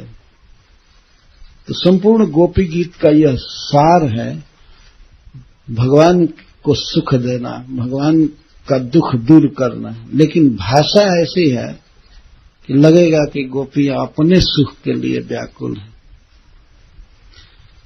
तो विश्वनाथ चक्रवर्ती ठाकुर उसका उदाहरण दिए, प्रेमा द्वयो रसिकयो, दो रसिक प्रेमियों में जो प्रेम होता है दीप एव, और दीपक की तरह होता है, हृदयेष्म भासयति, यदि वो हृदय में जलता है, उद्भासित होता है, तो निश्चलम एव भाति, निश्चल रहता है। लेकिन द्वारादयम वदंतश्च बहिकृतश्च, यदि वो दीपक द्वार से, घर से बाहर कर दिया जाए, हृदय से बाहर कर दिया जाए, मुख पर ला दिया जाए कि मैं आपसे बहुत प्रेम करता हूं, ये करता हूं, करता हूं, प्रेम नष्ट हो जाता है। इसी सिद्धांत के अनुसार श्री गोपियां भगवान से प्रार्थना कर रही हैं। तो श्री कृष्ण के चरण कमल का गुणानुवाद कर रही हैं। श्री चरण कमल के 4 गुणों की चर्चा कर रही हैं। प्रणत देहिना पाप कर्षणम, ये पहला गुण है। प्रणत देहिनाम पाप कर्षणम। श्री गोपियों ने मांग किया कि हे प्रियतम, आप अपने पदाम्बुज को नः अस्माकं कुचेषु कृणु, अपने चरण कमल को हमारे स्तनों पर रखिए। क्यों? तो क्यों का यह उत्तर दिया गया है कि हमारे हृताप का शमन कीजिए। हमारे हृदय में आग लगी है, बहुत जलन है, बहुत दुख है। जैसे मैं बार बार कहा कि वह दुख है श्री कृष्ण के चरण कमल की पीड़ा ही है, और कोई दूसरा दुख नहीं। जिनको अपने देह की और अपने घर की स्मृति तक नहीं है, उनको अपने दुख का क्या ध्यान होगा, क्या दुख होगा। जब पहले से जरा विचार करना चाहिए। कृष्ण के अतिरिक्त और कुछ स्मरण ही नहीं है तो सुख वासना उनमें क्या होगी। तो कृष्ण का दुख ही अपना दुख है, उसी का और निवारण करना चाहती हूं।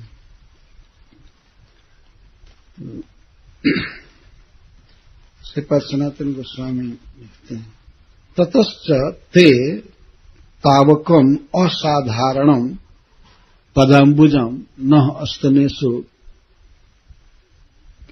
कृणी कुरु।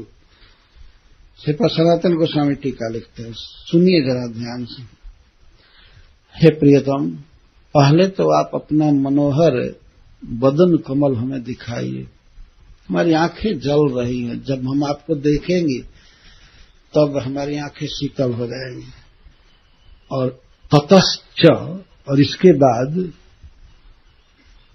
ते पदाम्बुजम न अस्तनेषु कृणु, अपने चरण कमल को हमारे स्तन पर रखिए। तो ते का अर्थ तावकम, ते माने आपके, तावकम। तो श्रीपाद सनातन गोस्वामी अर्थ करते असाधारण।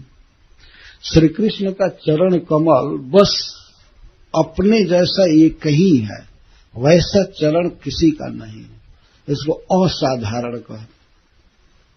साधारण का अर्थ होता है सर्वसामान्य, सब जगह वैसा पाया जाता हो, सबका चरण वैसा हो। किसी भी देवता का, किसी भी गंधर्व सिद्ध चरण आदि का भी शरीर वैसा नहीं है, वैसा चरण नहीं है। इसलिए ते का अर्थ है आपका चरण जो असाधारण है, अद्भुत है, अद्वितीय है, परम सुंदर, सुगंधित, शीतल, असाधारण चरण कमल को हमारे स्तन पर रखिए। अथवा त्वदीया नाम अस्माकम कुचेषु कृणु, अथवा ते का अर्थ, ते का अर्थ है त्वदीया नाम अस्माकम कुचेषु कृणु। एक अर्थ हम आपकी हैं और अपनी प्रियाओं के हम लोगों के स्तनों पर अपना चरण कमल निधान कीजिए, रखिए। इस पर यदि श्री भगवान कहें क्यों रखूं, तुम लोग अपराधिनी हो, इतना मैं प्रेम करता हूं फिर भी तुम हमारे साथ मान करते हो, तुम अपराधिनी हो, तो अपराध करने वाले तुम स्त्रियों के स्तनों पर मैं अपना चरण क्यों रखूं? तो उसी का उत्तर देते हुए कहते, हे प्रियतम, आपके पदाम्बुज, आपका चरण कमल सब प्रकार के पाप को, अपराध को समाप्त कर देता है। प्रणत देहि नाम पाप कर्षणम, यह पाप का अर्थ है वही अपराध, मान करना, रूठ जाना, कृष्ण से सेवा के लिए कहना, कंधे पर चढ़ने के लिए कहना कि आपकी जहां इच्छा हो हमें ले चलिए, मुझसे चला नहीं जाता है। श्री राधा रानी ने ऐसा कहा, तो इसी को आज वे अपराध मान रही हैं, जबकि प्रियतम श्याम सुंदर के लिए वही बहुत बड़ा सुख है। वो उससे प्रसन्न हुए और उनकी विलाप की लीला को देखने के लिए छिप गए थे, और कोई अपराध नहीं है। लेकिन अपने आप गोपियां मन में आशंका करती हैं कि श्याम सुंदर कह सकते हैं तुम सब अपराधिनी हो, इसलिए तुम्हारे स्तनों पर मैं अपना चरण नहीं रखूंगा। तो चरण कमल की विशेषता ये बता रहे, प्रणत देहि नाम पाप कर्षणम। हे प्रियतम, कोई व्यक्ति सकृत एक बार भी आपके पदाम्बुज में नमस्कार करता है, प्रणाम करता है, जैसे तैसे शरण में आ जाता है, तो उसका सारा अपराध, उसका सारा पाप आप दूर कर देते हैं, यानी आपका चरण कमल दूर कर देता है।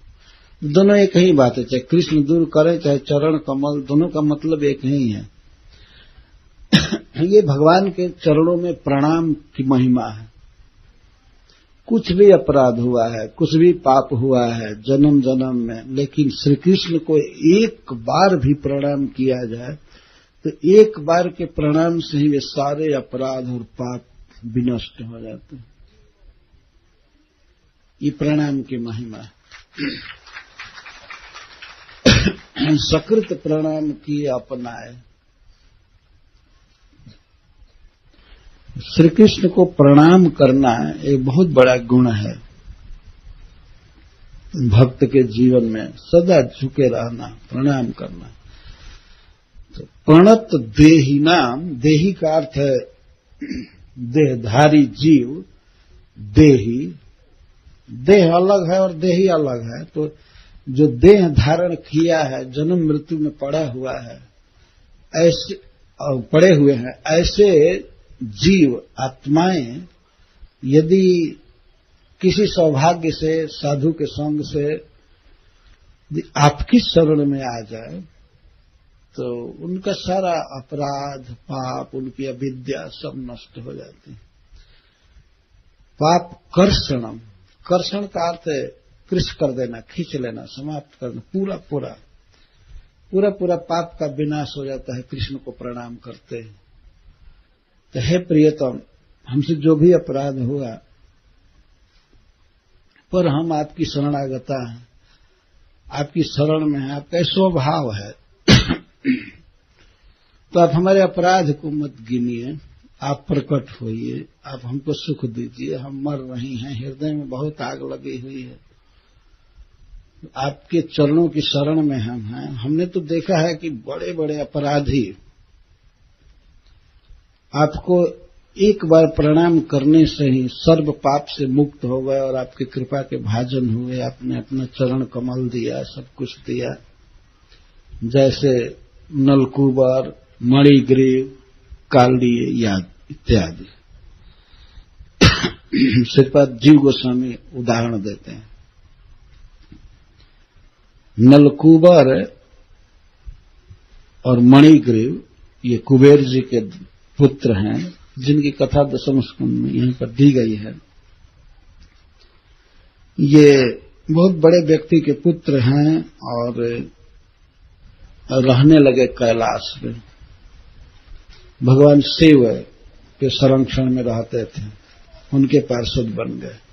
लेकिन कैलाश में जाने के बाद भी उनकी जो चित्तवृत्ति थी वो पाप में ही लगी हुई थी। बहुत बड़े भक्त के पुत्र थे। कुबेर जी बहुत बड़े भक्त हैं भगवान के, लेकिन उनके पुत्र हो करके भी और कैलाश में भगवान शिव का पार्षद बनकर भी पाप में ही लगे हुए थे। उनके पापों की कथा इस तरह से कही गई है, श्रील सुखदेव गोस्वामी कहे हैं कि वे वन में विहार करते थे, घूमते थे यक्षों की स्त्रियों के साथ, सुंदरी स्त्रियों के साथ, उनके साथ गीत गाना और दुराचार पूर्वक जीवन बिताना, मदिरा पीना, यही इनका कार्य था। जबकि भगवान शिव के धाम में अनेक महात्मा आते थे, सनकादिक, श्री नारद जी और भी बड़े बड़े ऋषि मुनि आते थे, भगवान की कथाएं चलती थी, सत्संग होता था, और वहीं पर वे दोनों स्त्रियों के साथ घुमा करते थे। एक दिन की बात है, श्री नारद जी आए थे भगवान शिव का सत्संग करने के लिए। सत्संग करने के बाद, भगवान शिव के मुख से कथा सुनने के बाद जब वे निकले कैलाश के उपवन में, तो निकले तो देखे कि दोनों भाई कुबेर जी के पुत्र, दोनों नल कुबर और मणिग्रीव, वे गंगा में जल विहार कर रहे हैं। उस महातीर्थ में, एक तो कैलाश अपने आप भगवान का धाम और उसमें भी गंगा जी, उस भजन के स्थान पर, भक्ति के स्थान पर वे दोनों इस तरह से लंपटता का व्यवहार कर रहे थे। जल उलीच रहे थे स्त्रियों पर, स्त्रियां उन पर जल उलीच रही थी और नग्न पानी में नहा रहे थे। वस्त्र तट पर रख दिए थे। अथवा एक टीकाकार कहते हैं कि मदिरा इतना पिए थे कि वस्त्र कब खुल गया पता ही नहीं चला। सब बह गया कि क्या हुआ। लेकिन बहा नहीं था, स्त्रियों ने बाद में पहना, तो स्त्रियां भी नग्न और वो भी नग्न। और तो कुछ मूर्ख लोग ये समझते हैं कि बस यही जीवन का आनंद है। श्री नारद जी की दृष्टि पड़ गई, करुणा की मूर्ति श्री नारद जी, दया आ गई। एक तो बहुत बड़े भक्त के पुत्र थे, देखा उन्होंने। श्री नारद जी जानबूझ करके उस स्थान पर चले गए, जबकि नहीं जाना चाहिए आलोक दृष्टि से। जहां पर लंपट लोग नहा रहे हैं तो वहां किसी साधु को जाने की क्या जरूरत है, जो नग्न स्त्री और पुरुष नहा रहे हैं। फिर भी वे गए, तो गए तो उनको देखते ही स्त्रियां तो झटपट नदी से निकल गई। निकल के देखते हैं कि ये बहुत महान ऋषि आ रहे हैं, शक्तिशाली, और ये साप दे देंगे, नग्न नहाने के कारण साप दे देंगे, बस हम भस्म हो जाएंगे। तो पहले सुनी थी कि गौतम जी अपनी पत्नी को साप दे दिए थे, वो पत्थर हो गई थी। ये सब इतिहास फैला हुआ था। और किसी को भस्म कर देते थे, आग लग जाती थी शरीर में, कभी कुछ हो जाता था। ये ऋषियों में शक्ति होती है। तो नारद जी तो ऐसे ही देव ऋषि, सबसे श्रेष्ठ ऋषि। स्त्रियां निकल गई डर करके निकली। कुछ तो लज्जा हुई देवर्षि नारद की और भय हुआ। भय बस निकल करके अपना अपना साड़ी जो भी था जैसे तैसे पहन ली, उनके निकट आने से पहले पहन ली। लेकिन ये दोनों नहीं निकले पानी से, बल्कि वे इस भावना में थे कि अंधा है, इनको दूसरा रास्ता नहीं मिला, इधर क्यों आ गए। मन में वो सोच रहे थे, ये साधु लोग बिना मतलब के चलते हैं, देखिए इधर आने की क्या जरूरत थी। मन में इस प्रकार का सोच रहे थे और बिल्कुल खड़े रहे पानी में। दुर्भावना ये हो रहे थे कि ऐसे शैतान लोग हमको नहाने भी नहीं देंगे, ये नहीं करेंगे।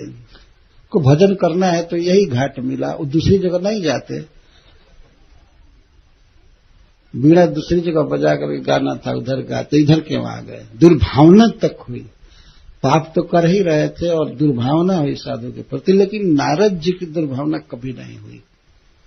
वो तो बिल्कुल महान संत हैं और करुणा ही हुई। वो इनकी क्या दशा है। तो उन पर कृपा करने के लिए श्री नारद जी ने शाप दे दिया। इस शाप नहीं दे, वास्तव में अनुग्रह किए।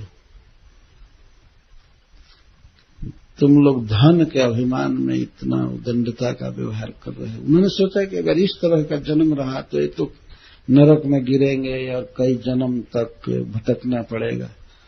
तो उन्होंने कहा तुम लोग नग्न स्नान कर रहे हो, वृक्ष की तरह खड़े हो, तो दोनों वृक्ष हो जाओ। लेकिन कहां पर वृक्ष बनाए नारद जी ने? वृंदावन में, गोकुल में। जानते थे कि भगवान का अवतार होने वाला है और भगवान का संग इनको मिलेगा कृष्ण का। कृष्ण इनकी छाया में खेलेंगे, इनके मूल शाखा को पकड़ेंगे, लुका छिपी का खेल खेलेंगे, करेंगे। तो वो नंद बाबा के खास आंगन में ये दोनों वृक्ष बनाए गए। ये नारद जी की कृपा हुई। और वे श्री कृष्ण को प्रणाम किए। श्री कृष्ण ने उनका उद्धार कर दिया और उखल खींच करके। तो श्री जीव गोस्वामी पाद जी कहते हैं नलकूबर और मणिग्रीव क्या किए थे, क्या भजन साधन किए थे? कुछ नहीं किए, कृष्ण को प्रणाम किए। उनकी स्तुति देखिए, वो प्रणाम करते हैं, बार बार प्रणाम करते। तो प्रणाम करने से, शरण में गिर जाने से उनके अनंत जन्मों के पाप ताप सब समाप्त हो गए, बिल्कुल शुद्ध हो गए। और श्री भगवान से आज्ञा लेकर के वे अलकापुरी गए अपने पिता के पास, और वहां पर जाकर इन सारी लीलाओं को कहे। उन्हीं का प्रसिद्ध श्लोक है वाणी गुणानुकथने श्रवणौ कथाया। हे श्री कृष्ण, हे नाथ, अब हमारी वाणी आपके गुणों में ही रहे, हमारे कान आपकी कथा में रहे, हाथ आपकी सेवा में रहे, हमारी दृष्टि श्री नारद जी जैसे साधुओं के दर्शन में हमेशा लगी रहे, हम दूसरे को ना देखें। इस प्रकार की प्रार्थना है। तो नलकुबर और मणिग्रीव के अपराध को हे प्रियतम आपने क्षमा कर दिया केवल प्रणाम करने से। और कालिए तो प्रणाम भी नहीं किया था। इतना बड़ा अपराधी वो श्री कृष्ण को अपनी भुजा में लपेट करके और डसने की सोचने लगा। इसे बड़े विस्तार से कथा है। कालिए जैसे अपराधी पर भी आपने अपने करुणामृत की वर्षा किया, जो आपको डसना चाहता था। तो हे प्रियतम, हमसे अगर रूठने का, गर्व करने का अपराध हो गया तो आप इसको क्षमा कर दीजिए। क्षमा करना आपका स्वभाव है। कालिए जैसे अपराधी पर भी आपने कृपा की और अद्भुत कृपा किया, तो आप हमारे अपराध को भी क्षमा कीजिए। प्रणत देहिनाम पाप कर्षणम, उनका सारा पाप आप खींच लेते हैं, निकाल लेते हैं, शुद्ध कर देते हैं। प्रणत, प्र का अर्थ प्रकर्षण, नत का अर्थ झुका हुआ, प्रणाम। प्रणत देहिनाम, इस तरह से अनेक लोग हुए हैं भगवान की लीला में जो केवल प्रणाम करने से अपना लिए गए, प्रणाम करने से उनके पार्षद बनाए गए। प्रणत देहिनाम, केवल पाप ही श्री कृष्ण खत्म कर देता है ऐसी बात नहीं है, ऐसे अपना बना लेते हैं। प्रणत देहिनाम पाप कर्षणम, इसमें श्रीपाद श्रीधर स्वामी जी लिखते हैं कि इस श्लोक के द्वारा पाप हंत्रित्व व्यक्त किया गया। श्री कृष्ण में पाप को नष्ट करने की शक्ति। तो भगवान गीता में कहते हैं कि तुम मेरी शरण में आओ और मैं तुम्हें समस्त पापों से मुक्त कर दूंगा। सर्वधर्मान परित्यज्य मामेकम शरणम व्रज अहम त्वाम सर्व पापेभ्यो मोक्षयिष्यामि मा शुचः। ये भगवान का गुण है और किसी में नहीं है। कोई व्यक्ति अगर भ्रम से शरण लेता है कि इस बाबा की शरण लो, उस स्वामी की शरण लो, इस देवता की शरण लो, इस देवता की शरण लो, कोई भी जीव को उस तरह से शुद्ध नहीं करेगा जैसा श्री कृष्ण करते हैं। और कैसे शुद्ध करते हैं? केवल प्रणाम से ही पूरी अशुद्धि दूर कर देते हैं, पूरा शुद्ध कर देते हैं। ऐसा कोई इष्ट देव नहीं है, कोई भजनीय नहीं है। ये लोगों का ज्ञान है कि वे अपनी धारणा में जमे हुए रहते हैं। हमारा ये पंथ, हमारा वो पंथ, हमारा ये उपास है, हमारा ये उपास। लेकिन श्री गोपीजनों के मुख से प्रकट हो रहा है प्रणत देहिनाम पाप कर्षणम। प्रत्येक जीव को जरूरत है कि वो शुद्ध हो जाए, उसका अपराध, ताप, कर्म बंधन सब हर लिया जाए। पर इस अशुद्धि को, इस अविद्या को, कर्म बंधन को कौन हर सकता है? यशोदा नंदन हर सकते हैं, भगवान कृष्ण, विष्णु, और कोई नहीं हर सकता है। और वह भी केवल प्रणाम करने मात्र से। ऐसा नहीं कि बहुत व्रत, बहुत उपवास, बहुत तपस्या, वेदाध्ययन, तीर्थ स्नान आदि करे तब शुद्धि होगी। कृष्ण को प्रणाम करने मात्र से शुद्धि हो जाती है। हरे कृष्णा कृष्णा कृष्णा हरे हरे, हरे राम राम राम हरे हरे। प्रणत देहिना पाप कर्षणा तृणचरानुगा श्रीनिकेतनम् फणि फणार्पिता ते पदाम्बुजा कृणुकुचे सुनः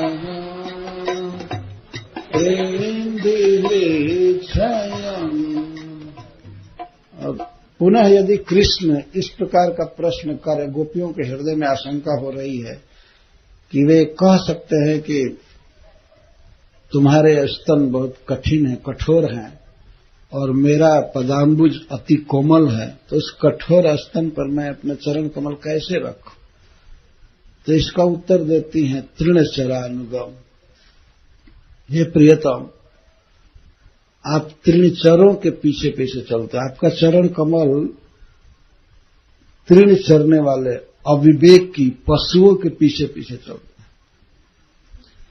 तृणचरान अनुगच्छति इति तृणचरानुगम, तृणचरानुगतम।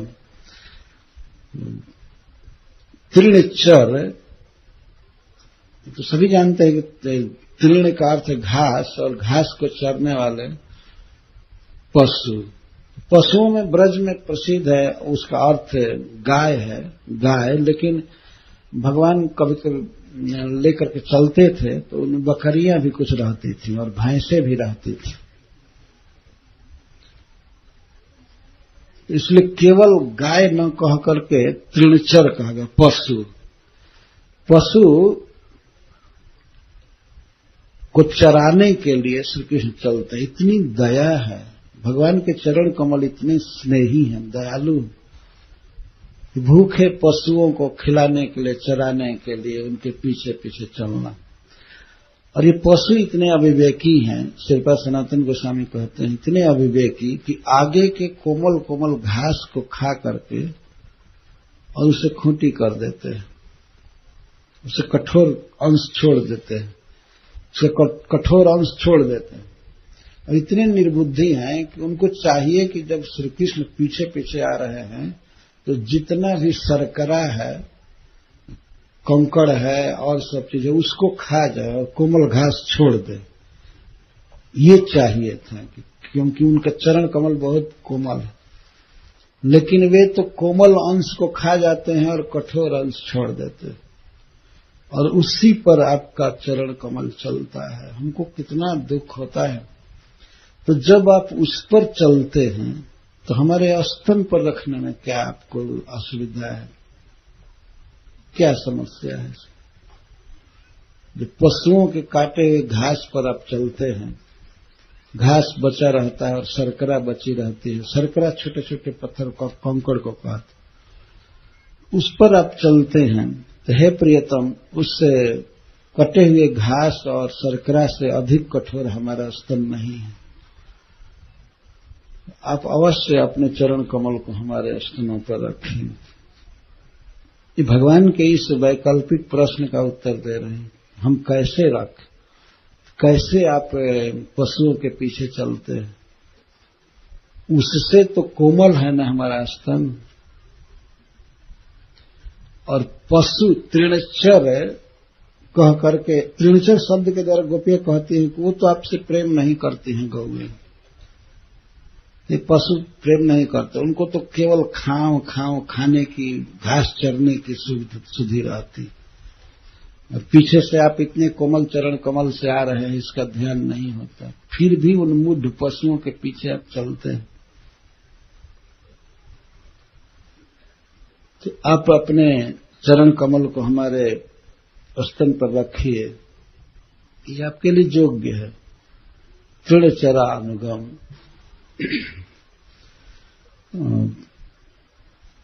श्री निकेतनम। इसके बाद मान लीजिए श्री कृष्ण यह प्रश्न करें कि तुम्हारा स्तन कितना सुंदर है और मृदु है, और उस पर केसर और कुमकुम का लेप है, मैं कैसे अपने चरण को वहां रख दूं? उचित नहीं है। हाँ, चरण पर चरण रखने को कहती तो कुछ हिसाब से था, भाई चरण चरण के पास रहे। लेकिन कहाँ उन्नत अंग और इतना सुंदर सुकुमार, उस पर मैं अपना चरण रखूं, उचित नहीं लगता। तब कहते हैं श्री निकेतनम, हे प्रियतम, आपका पदाम्बुज श्री का निकेतन है। श्री जी आपके चरणों में रहती हैं, अथवा शोभा की अधिष्ठात्री देवी आपके चरणों में रहती। सौभाग्य का, भाग्य का वो आस्पद है, स्थान है। आप ऐसा क्यों सोचते हैं कि हमारे स्तनों पर आप चरण नहीं रखें?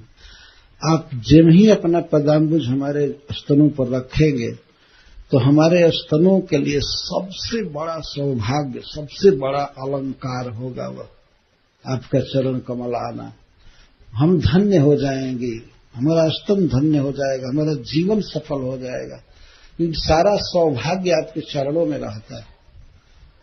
शोभा, संपत्ति, सफलता, श्री कहते हैं। श्री तो आपके चरणों में, अगर आपका चरण कमल हमारे स्तन पर आता है तो हमारे स्तन का वही वास्तविक श्रृंगार होगा। इसलिए हे प्रियतम, आप अवश्य अपने चरण कमल को रख। तो इस पर श्री कृष्ण फिर मानो प्रश्न करें, हमें यदि आप लोगों के स्तनों पर अपना चरण कमल रखते हैं और बाद में आपके पतियों को पता चलेगा कि कृष्ण हमारी पत्नियों के स्तन पर चरण रखा है, तो वो फिर हमें मारेंगे, हमारा वध कर देंगे। हम इससे बहुत डरते हैं, हमको इससे बहुत डर लग रहा है। आखिर कोई न्यूज तो फैल, ये समाचार तो फैल ही जाएगा, कृष्ण ऐसी गुस्ताखी कर रहा है, हमारी पत्नी के स्तन पर अपना चरण रखा है, तो बहुत भारी तिरस्कार हुआ।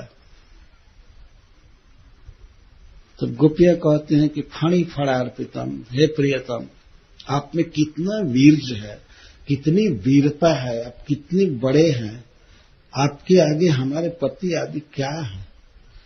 और जब फणी के फण पर आप चरण ले जाकर के रख दिए, कालिए के फण पर, और वो कुछ नहीं बिगाड़ सका, तो हमारे पति क्या कर सकते हैं आपका? आपसे कुछ नहीं कर रहे। और श्रीधर स्वामी ने टीका में लिखा भी है, बिरजा तिरे किरण, इस पद में फणी फणार्पितम, इस पद में कहते हैं गोपियां भगवान के असमोर्ध्व वीरता का वर्णन करती।